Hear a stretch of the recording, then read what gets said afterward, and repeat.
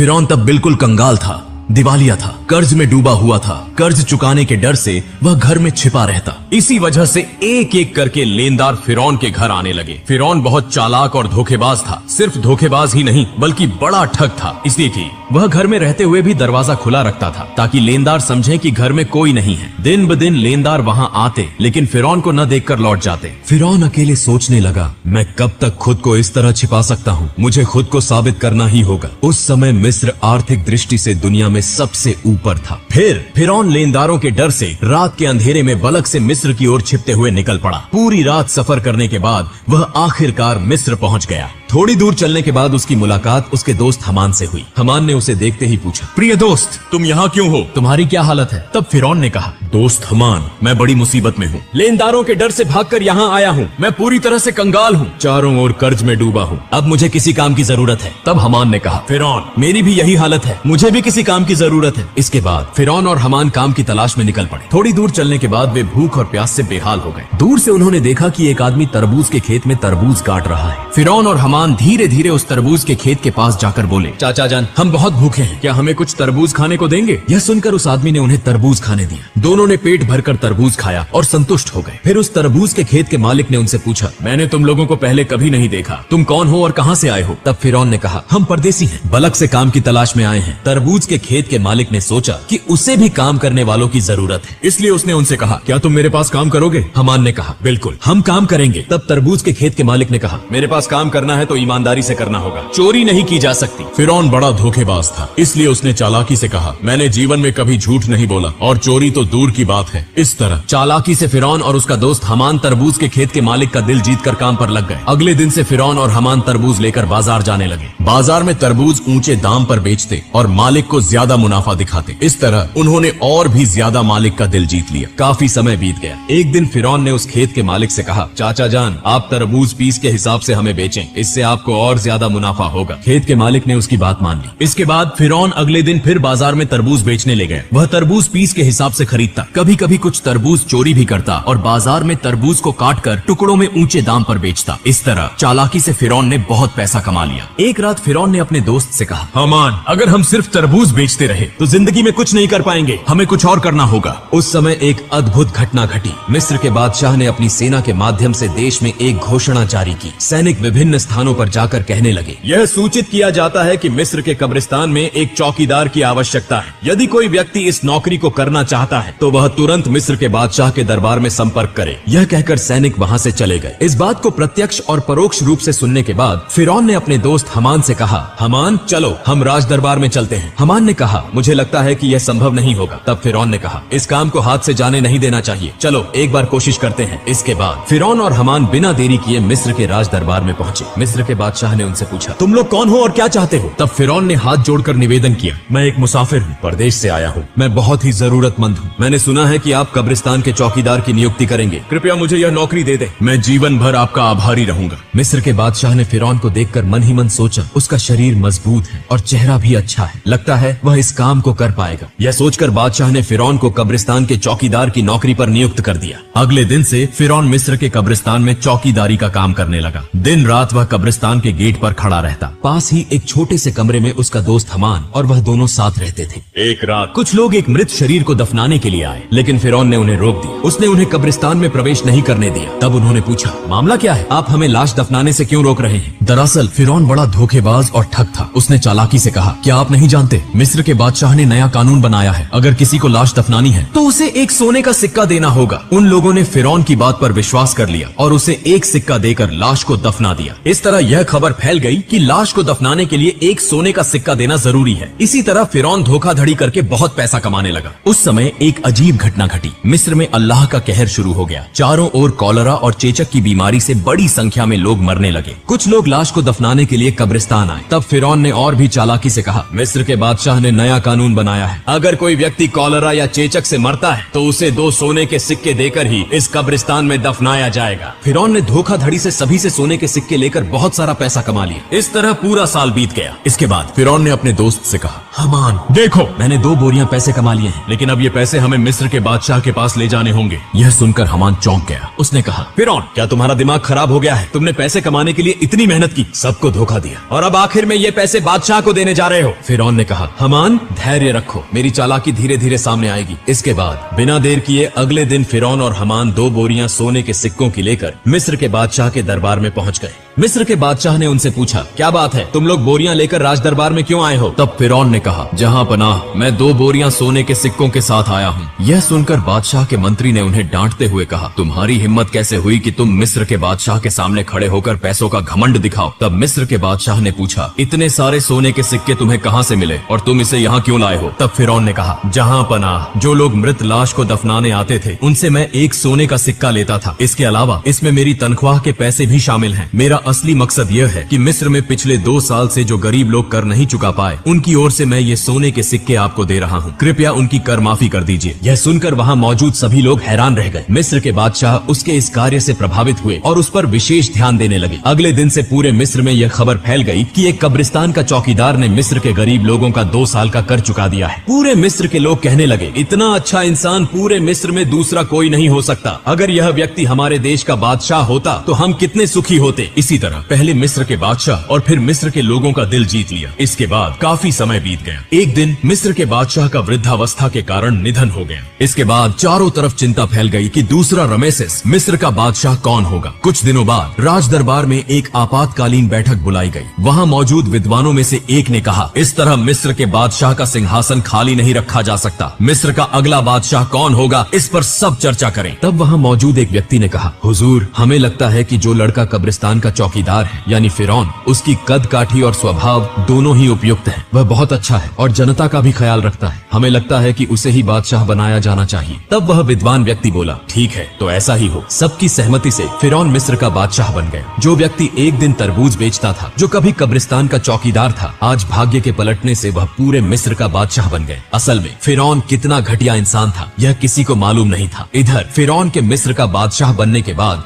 उसने फिर से तरह तरह की चालाकी और धोखाधड़ी शुरू कर दी। उसने अपने दोस्त हमान को मंत्री बना दिया। एक दिन फिरौन राज दरबार में बैठा था। उसने अचानक घोषणा की, पिछले 1 साल में मिस्र के किसी भी व्यक्ति को कर चुकाने की जरूरत नहीं है। यह सभी कर फिरौन की ओर से माफ किए जाते हैं। यह खबर सुनकर मिस्र के गरीब लोग बहुत खुश हुए। बाद में जब वहाँ कोई और नहीं था तो हमान ने कहा, दोस्त फिरौन, अगर तुम इस तरह सारा कर माफ कर दोगे तो बादशाहत कैसे चलेगी? फिरौन ने कहा, हमान धैर्य रखो, इसके बाद मैं ऐसी चाल चलूंगा कि जीवन भर हम ही पूरे विश्व के बादशाह बने रहेंगे। ऐसी कोई ताकत नहीं होगी जो हमें हरा सके। इसके लिए योजना बनानी होगी। इस बात को कहकर वे दोनों एक एक करके चले गए। अगले दिन से पूरे मिस्र में फिरौन का नाम चर्चित होने लगा। इसी समय हमान ने फिरौन को बुलाकर कहा, मित्र फिरौन, अगर तुम जीवन भर बादशाह बने रहना चाहते हो तो तुम्हें कुछ काम अवश्य करने होंगे। तब फिरौन ने पूछा, वो काम क्या है? इसके बाद हमान ने एक एक करके सब कुछ बताया। फिर फिरौन ने राज दरबार में एक आपातकालीन बैठक का आयोजन किया। फिरौन ने कहा, आज से पूरे मिस्र में कोई शिक्षा व्यवस्था नहीं होगी, सभी पाठशालाएं बंद कर दी जाएंगी। फिरौन ने शाही फरमान दिया, मिस्र के किसी व्यक्ति को शिक्षा लेने और देने की अनुमति नहीं होगी। यदि कोई इस आदेश का उल्लंघन करता है तो उसे मौत की सजा दी जाएगी। पूरे मिस्र में जो लोग छोटे छोटे पत्थरों की मूर्तियां बनाकर पूजा करते थे, उन्हें आदेश दिया गया कि वे उन मूर्तियों को तोड़कर केवल फिरौन की मूर्ति की पूजा करें। इस प्रकार थोड़े ही समय में फिरौन के डर से लोगों ने पढ़ाई लिखाई बंद कर दी और पूरे मिस्र के लोग अल्लाह को भूलकर अज्ञानी और अंधविश्वासी बन गए। लोग पूरी तरह से जानवरों की तरह व्यवहार करने लगे। इसके बाद फिरौन अत्यधिक घमंडी हो गया। वह खुद को इतना बड़ा मानने लगा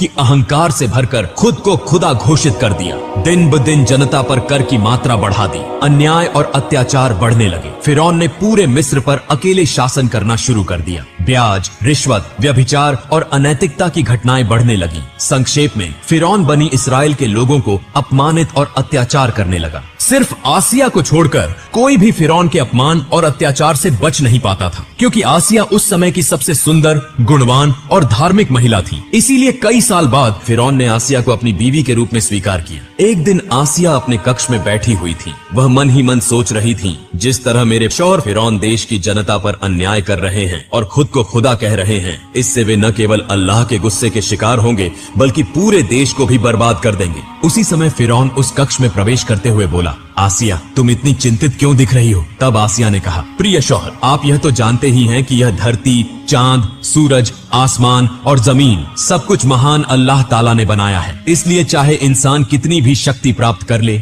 वह एक छोटा सा कीट भी नहीं बना सकता। इंसान नश्वर है, एक दिन सबको इस दुनिया को छोड़कर जाना होगा। इसलिए आप खुद को खुदा कहना बंद करें और अल्लाह के रास्ते पर वापस लौट आएं। यह सुनते ही फिरौन बहुत गुस्से में आ गया और आसिया को डांटते हुए बोला, आसिया अगर यह बात कोई और कहता तो मैं उसे मार डालता। जिस तरह सबने मुझे खुदा मान लिया है, तुम्हें भी मुझे खुदा मानना होगा, वरना तुम्हारा हाल भी उन्हीं की तरह होगा। यह कहकर फिरौन वहाँ से चला गया। उधर आसिया बहुत चिंतित हो गई। उनके पास कुछ भी करने का विकल्प नहीं था। उनकी आंखों से आंसू बहने लगे। इस तरह कई दिन बीत गए। फिर एक दिन फिरौन अपने कक्ष में आराम कर रहा था। आधी रात में उसने सपना देखा कि बनी इस्राएल की दिशा से एक विशाल आग का गोला आ रहा है जो पूरे मिस्र को जलाकर राख कर रहा है, लेकिन बनी इस्राएल के लोगों को कुछ भी नहीं हो रहा। यह स्वप्न देखकर फिरौन तुरंत जाग गया। फिरौन ने देर न करते हुए अगले दिन देश के विभिन्न हिस्सों से बड़े बड़े ज्योतिषियों को राज दरबार में बुलाया और अपने स्वप्न के बारे में बताया। फिरौन के इस स्वप्न का ताबीर करते हुए ज्योतिषियों में से एक ने कहा, जहांपना आप नाराज न हो, भविष्य में हम आपकी मृत्यु देखते हैं। आप बहुत अधिक समय तक मिस्र के बादशाह नहीं रह पाएंगे। आपकी शक्ति पूरी तरह नष्ट हो जाएगी। यह सुनकर फिरौन बहुत गुस्से में आ गया और ज्योतिषी को डांटते हुए बोला, क्या कह रहे हो? मुझे शक्ति से बेदखल करने वाली कोई ताकत है क्या? तब ज्योतिषी ने कहा, बनी इस्राएल में से एक लड़का जिसका नाम मूसा है आपकी शक्ति समाप्त कर देगा। यह कहकर वे वहाँ से चले गए। कुछ दिन बाद फिरौन ने हमान से कहा, मिस्र के हर घर में यदि कोई लड़का बच्चा हो तो तुम अपनी सेना लेकर उसे मार डालो। फिरौन के आदेश पर हमान अपनी सेना के साथ मिस्र के हर घर में घुसकर बेटों को मारने लगा। तफसीरकारों के अनुसार इस तरह लगभग 80,000 बेटों की हत्या करने के बाद फिरौन ने फिर से मिस्र के सबसे बड़े ज्योतिषियों को गणना करने के लिए बुलाया। फिर ज्योतिषियों ने कहा, जहांपना हम गणना करके देख रहे हैं, आपके द्वारा मारे गए लड़कों में मूसा नामक लड़का नहीं है। फिरौन ने कहा, अच्छे से गणना करो। इस बार ज्योतिषियों ने कहा, जहांपना हम गणना करके देख रहे हैं, चाहे आप उसे मारने की कितनी भी कोशिश करें, आप उसे मार नहीं सकते। मूसा नामक यह लड़का आपकी शक्ति को नष्ट कर देगा और वह लड़का अब बच्चा है। यह सुनते ही फिरौन और गुस्से में आ गया और तुरंत आदेश दिया,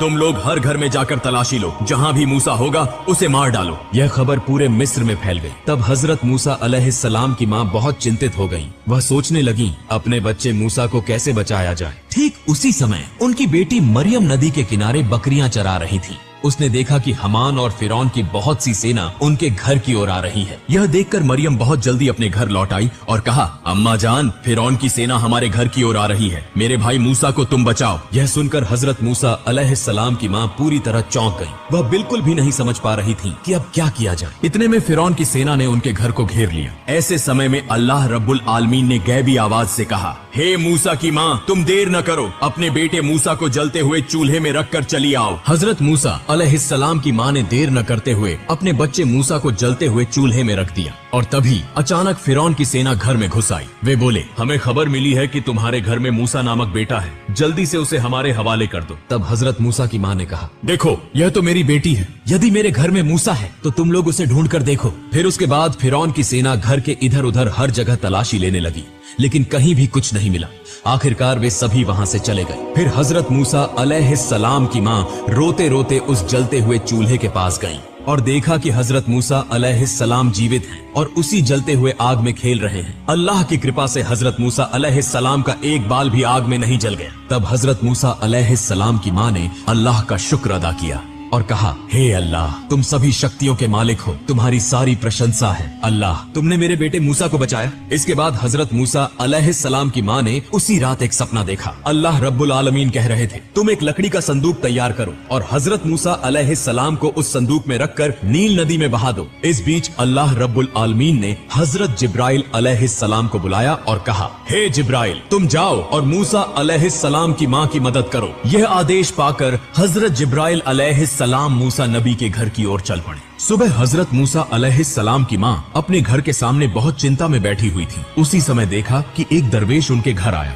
फिर मूसा नबी की माँ ने कहा, आप कौन हैं? मुझे तो आप पहचान में नहीं आ रहे। तब वह व्यक्ति अपना परिचय छुपाते हुए बोला, मैं एक बढ़ई हूँ, क्या आपको कोई लकड़ी का सामान बनवाना है? तत्क्षण मूसा नबी की माँ बोली, बिल्कुल, मुझे एक लकड़ी का संदूक बनवाना है। और इस तरह अल्लाह ताला ने उस दिन जिब्राइल अलैहिस्सलाम के माध्यम से मूसा अलैहिस्सलाम की माँ को संदूक बनाने में मदद की। फिर मूसा अलैहिस्सलाम को नील नदी में बहा दिया। अल्लाह की क्या कुदरत! नील नदी का प्रभाव जिस दिशा में बहता है, हजरत मूसा अलैहिस्सलाम का लकड़ी का संदूक उसके विपरीत दिशा में बहता रहा। इस तरह बहते बहते हजरत मूसा अलैहिस्सलाम का लकड़ी का संदूक फिरौन के राज दरबार के पास पहुंच गया। वहां फिरौन और उसकी पत्नी माँ आसिया और अन्य दासियां मौजूद थीं। जैसे ही उन्होंने संदूक देखा, माँ आसिया तुरंत आगे बढ़ी। माँ आसिया ने संदूक खोला और देखा कि उसमें एक सुंदर बच्चा पड़ा है। उसके मस्तक पर जैसे नूर का उजाला चमक रहा हो। इतना सुंदर बच्चा उन्होंने कभी नहीं देखा था। इसलिए बिना देर किए माँ आसिया ने मूसा अलैहिस्सलाम को अपनी गोदी में उठा लिया और फिरौन के पास जाकर बोली, देखिए कितना सुंदर बच्चा, इस बच्चे को मैं पालूंगी। यह सुनकर फिरौन ने कहा, नहीं, यह बच्चा शायद हमारा दुश्मन होगा। यह जरूर बनी इसराइल में से कोई बच्चा होगा, इसे मैं मार डालूंगा। तब माँ आसिया ने कहा, क्या कह रहे हैं? अगर यह बनी इसराइल का कोई बच्चा होता तो यह नदी के बहाव में उलटी दिशा में कैसे आया? इसे तो उस दिशा में जाना चाहिए था। यह तर्क सुनकर फिरौन ने कुछ नहीं कहा, बस इतना कहा, ठीक है, तुम इस बच्चे को पाल सकती हो। फिर माँ आसिया हजरत मूसा अलैहिस्सलाम को लेकर राज दरबार में प्रवेश कर गईं। जब फिरौन ने मूसा अलैहिस्सलाम को अपनी गोदी में उठाया और उसे अपने बेटे की तरह प्यार करने के लिए, चूमने के लिए आगे बढ़े, उसी समय हजरत जिब्राइल अलैहिस्सलाम ने अल्लाह के आदेश पर उस छोटे से बच्चे के हाथ से इतनी जोर से फिरौन को थप्पड़ मारा कि राज दरबार कांप उठा। ऐसा लगा जैसे भूकंप शुरू हो गया हो। तब फिरौन के मन में संदेह उत्पन्न हुआ। वह मन ही मन सोचने लगे, यह बच्चा निश्चित रूप से सामान्य बच्चा नहीं है, इसे परखना होगा। फिर फिरौन ने एक व्यक्ति से कहा, जाओ थोड़ा सा सोना लाओ और उसके साथ आग भी ले आओ, इस बच्चे को परखते हैं। यह सुनकर वहां उपस्थित सभी लोग हैरान रह गए। जब वह व्यक्ति सोना और आग लेकर आया, उसी समय अल्लाह रब्बुल आलमीन ने हजरत जिब्राइल अलैहिस्सलाम के माध्यम से हजरत मूसा अलैहिस्सलाम का हाथ आग की ओर घुमा दिया और हजरत मूसा अलैहिस्सलाम चीखते हुए रोने लगे। तब माँ आसिया बोली, आप जैसे कठोर हृदय और निर्दयी इस दुनिया में और कोई नहीं होगा। इस छोटे से बच्चे को क्या आग और सोने का कोई अंतर पता है? इसके बाद फिरौन के मन का संदेह दूर हो गया।